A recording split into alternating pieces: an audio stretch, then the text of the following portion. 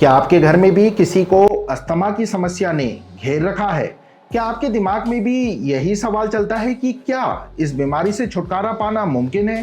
क्योंकि दोस्तों, अस्थमा में ना सिर्फ सांस लेने में दिक्कत होती है, बल्कि अनेकों परेशानियां मरीज को झेलनी पड़ती है, जैसे खांसी होना, सीने में दर्द और घड़घड़ाहट सी होना। इतना ही नहीं, कुछ लोगों को अस्थमा की वजह से एलर्जी की प्रॉब्लम भी फेस करनी पड़ती है। इसके अलावा सर्दी हो जाना, नाक से पानी सा बाहर निकलना, ये सभी अस्थमा के कारण होते हैं और इसका इम्पैक्ट हमारे रोज के कामकाज पर और हमारी लाइफ पर पड़ता है। मन उदास उदास सा रहता है, किसी के सामने खांसने में एम्बैरेसमेंट फील होती है, कुछ लोग साथ खाने या कुछ भी शेयर करने से कतराते हैं। इन्हीं सब रीजंस की वजह से लाइफ पूरी तरह डिस्टर्ब हो जाती है, काम में न मन लगता है और न कहीं और। यही देखकर लोगों के मन में यह सवाल पैदा होता है कि क्या मैं भी कभी अस्थमा के जंजाल से बाहर निकल पाऊंगा? क्या मैं ठीक हो पाऊंगा? इसके परमानेंट इलाज कहां और क्या है? इन्हीं सब सवालों के जवाब आज आपको हमारी इस वीडियो में जानने को मिलेंगे, जिससे आप भी इस परेशानी से टेम्पररी नहीं बल्कि परमानेंटली मुक्ति पा सकते हैं। नमस्कार दोस्तों, मैं डॉक्टर सहज जोशी स्वागत करता हूं आपका इस वीडियो में। इससे पहले हम वीडियो में आगे बढ़े, एक छोटी सी रिक्वेस्ट है कि नीचे दिए गए सब्सक्राइब बटन को हिट कर दीजिए ताकि आपका प्यार और हमारी मेहनत यूं ही बरकरार रहे।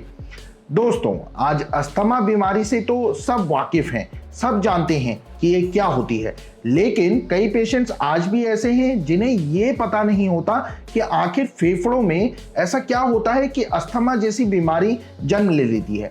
आखिर अस्थमा है किस बला का नाम और इस परेशानी का कारण क्या है?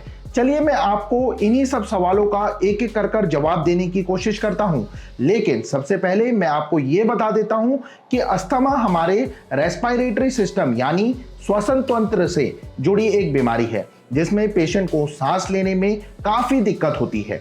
चलिए थोड़ा डिटेल से समझते हैं। हमारा जो रेस्पिरेटरी सिस्टम होता है वो नाक से शुरू होता है और बीच में एक विंड पाइप यानी हवा का पाइप, जिसे मेडिकल भाषा में ट्रैकिया कहते हैं, वो होता है। इसके बाद दो फेफड़े आते हैं जिनके अंदर ब्रोंकियस होते हैं। सिंपली कहें तो आपने नाक से सांस ली और वो विंड पाइप के थ्रू फेफड़े में चलेगी, लेकिन इस बीच परेशानी कहां हुई जिससे अस्थमा की प्रॉब्लम क्रिएट हुई? तो इसके एक नहीं 3 रीजंस हैं, जिसमें first is inflammation and constriction. लेकिन सूजन कहां आई, यही सोच रहे हैं ना दोस्तों? आपकी जो श्वास नलिका है वहां पर स्वेलिंग आ जाती है, फेफड़ों के अंदर जो एल्यूविली होते हैं वहां भी सूजन आ जाती है, जिससे नलिका सिकुड़ना शुरू कर देती हैं। इस तरह फेफड़ों से श्वास नलिका में सूजन आने से ये सिकुड़न लगती है और हवा के आने जाने में दिक्कत शुरू हो जाती है। दूसरा कारण है एक्सेस म्यूकस प्रोडक्शन। इसमें बलगम ज्यादा मात्रा में बढ़ना शुरू हो जाता है। अब इस वायु मार्ग में बलगम जमा हो जाएगा तो हवा का कहीं ना कहीं ब्लॉकेज होने की संभावना रहती है। इस कारण हवा के आवागमन में दिक्कत भी पैदा हो जाएगी और आप सांस लेने में आप प्रॉब्लम महसूस करेंगे। तीसरा कारण की अगर दोस्तों मैं आपसे बात करूं तो वो है एयरवे हाइपर एक्टिविटी। इसमें होता क्या है कि जो अस्थमा के पेशेंट्स होते हैं उनका जो वायु मार्ग होता है वो काफी अफेक्टेड होने लगता है। उन्हें अलग अलग कंडीशंस में अलग अलग पदार्थों की वजह से, जैसे धूल, मिट्टी के कण, सर्द मौसम, एक्सरसाइज से सडनली चेंज हुआ टेम्परेचर, इन सब के प्रति संवेदनशीलता बढ़ जाती है। और ये बात आपने भी नोटिस की होगी कि जैसे ही ठंड का मौसम लगता है वैसे ही जो अस्थमा के पेशेंट्स होते हैं उन्हें ज्यादा दिक्कत होने लगती है। सांस फूलना, सांस रुक रुक कर लेना, खांसी, ये सब अस्थमा के ही लक्षण हैं। अगर आपको भी या आपकी फैमिली में भी किसी को भी दिक्कत हो रही है, कुछ ऐसी ही सिम्टम्स दिखाई दे रहे हैं, तो आपको समझ जाना चाहिए कि उसे अस्थमा है या फिर अस्थमा की शुरुआत हो चुकी है। कुछ मेजर सिम्टम्स की बात करें तो सबसे पहला है सांस लेने में तकलीफ होना, घुटन सी महसूस होना, ऐसा लगना कि कोई सांस रोक रहा है, सांस फूल रही है। नेक्स्ट इज खांसी, जो कि खास तौर से सुबह और शाम में बहुत सताती है। तीसरा लक्षण है सीने में जकड़न सी होना। इसमें ऐसा महसूस होता है कि जैसे हमारे सीने पर कुछ भारी सा रखा हो या फिर दबाव सा पड़ रहा हो। वहीं चौथा लक्षण है सांस लेते वक्त सीटीसी बजना या सीटीसी आवाज आना।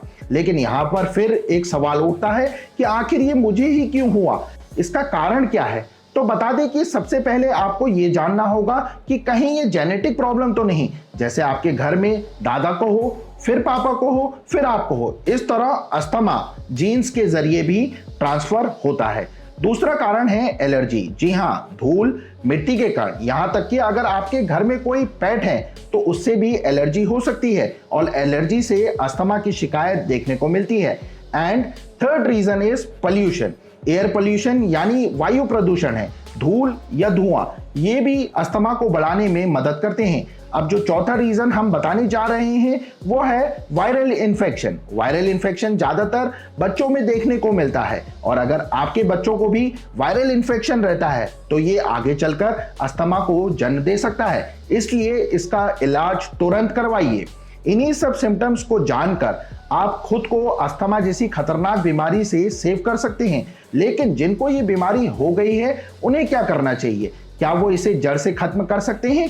तो हाँ, ऐसा बिल्कुल मुमकिन है। चाहे अस्थमा की बीमारी कितनी ही पुरानी क्यों ना हो, लेकिन इसे खत्म करना नामुमकिन नहीं है और इसके लिए आपको हजारों रुपए खर्च नहीं करने पड़ेंगे, क्योंकि आज जो मैं आपको घरेलू औषधियां बताने वाला हूं ये वाकई असरदार हैं। लेकिन ये हैं कौन सी? इन्हें जानने से पहले मैं आपको इसके ट्रीटमेंट के बारे में थोड़ा सा बता देता हूं।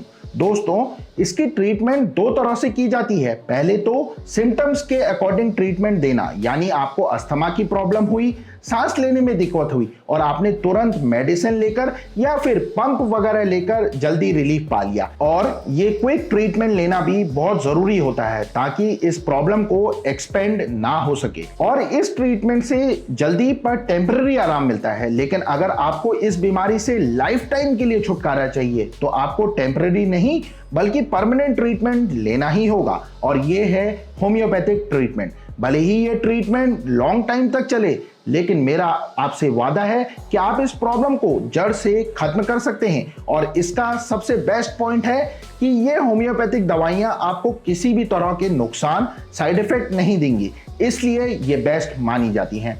कुछ खास होम्योपैथिक मेडिसिन की बात करें तो उनमें arsenic alb, antim tart, ipecac, nitrum sulph, pulsatilla, spongia, kali carb, hepar sulph, dulcamara जैसी तमाम हेल्पफुल होम्योपैथिक मेडिसिन हैं जो कि अस्थमा को चुटकियों में तो नहीं, लेकिन हाँ थोड़े टाइम में अस्थमा को जड़ से खत्म कर सकती हैं।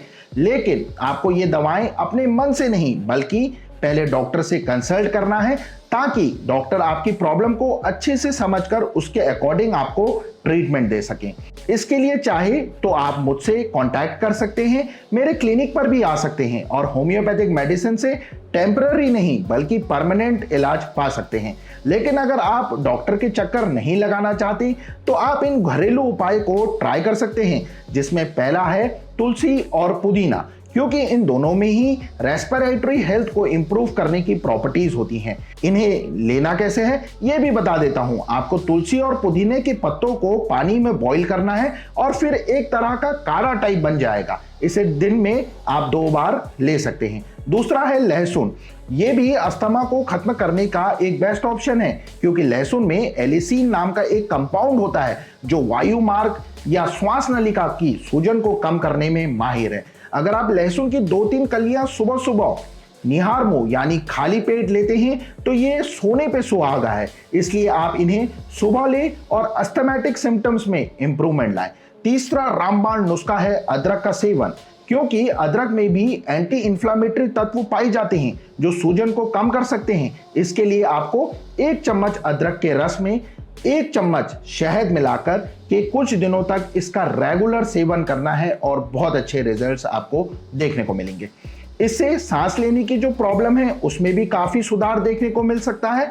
लेकिन आपको ये सभी नुस्खे या होम्योपैथिक दवाइयां एक साथ नहीं लेनी है, बल्कि एक टाइम पर एक ही ट्रीटमेंट लेना है, फिर चाहे वो होम्योपैथिक हो या घरेलू नुस्खे। लास्ट एंड फोर्थ है हल्दी का दूध। हल्दी में क्यूरक्यूमिन नाम का कंपाउंड पाया जाता है जो पावरफुल एंटी इंफ्लेमेटरी से भरपूर होता है। साथ ही इसमें एंटीऑक्सीडेंट गुण भी मौजूद होते हैं, इसलिए आप डेली 1 ग्लास दूध में 1 छोटा चम्मच हल्दी पाउडर मिक्स कर ले सकते हैं। लेकिन फिर से मैं कहूंगा कि एक टाइम में एक ही ट्रीटमेंट चलाइए और अगर ज्यादा प्रॉब्लम है तो डॉक्टर से जरूर संपर्क करें।